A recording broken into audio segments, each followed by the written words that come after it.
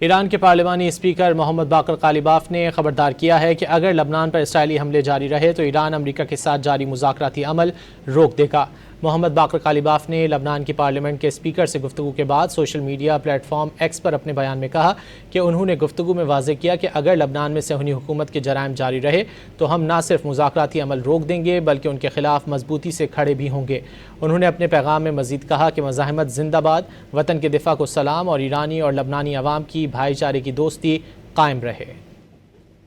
ایران کے پارلیمانی اسپیکر محمد باقر قالیباف نے خبردار کیا ہے کہ اگر لبنان پر اسرائیلی حملے جاری رہے تو ایران امریکہ کے ساتھ جاری مذاکراتی عمل روک دے گا۔ محمد باقر قالیباف نے لبنان کی پارلیمنٹ کے اسپیکر سے گفتگو کے بعد social media platform X پر اپنے بیان میں کہا کہ انہوں نے گفتگو میں واضح کیا کہ اگر لبنان میں صہیونی حکومت کے جرائم جاری رہے تو ہم نہ صرف مذاکراتی عمل روک دیں گے بلکہ ان کے خلاف مضبوطی سے کھڑے بھی ہوں گے۔ انہوں نے اپنے پیغام میں مزید کہا کہ مزاحمت زندہ باد، وطن کے دفاع کو سلام اور ایرانی اور لبنانی عوام کی بھائی چارے کی دوستی قائم رہے۔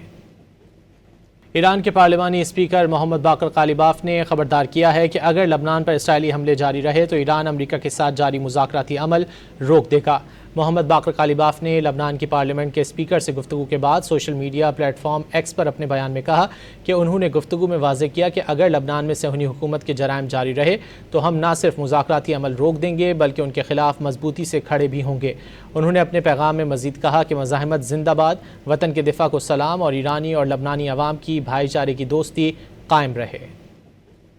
ایران کے پارلیمانی اسپیکر محمد باقر قالیباف نے خبردار کیا ہے کہ اگر لبنان پر اسرائیلی حملے جاری رہے تو ایران امریکہ کے ساتھ جاری مذاکراتی عمل روک دے گا۔ محمد باقر قالیباف نے لبنان کی پارلیمنٹ کے اسپیکر سے گفتگو کے بعد social media platform X پر اپنے بیان میں کہا کہ انہوں نے گفتگو میں واضح کیا کہ اگر لبنان میں صہیونی حکومت کے جرائم جاری رہے تو ہم نہ صرف مذاکراتی عمل روک دیں گے بلکہ ان کے خلاف مضبوطی سے کھڑے بھی ہوں گے۔ انہوں نے اپنے پیغام میں مزید کہا کہ مزاحمت زندہ باد، وطن کے دفاع کو سلام اور ایرانی اور لبنانی عوام کی بھائی چارے کی دوستی قائم رہے۔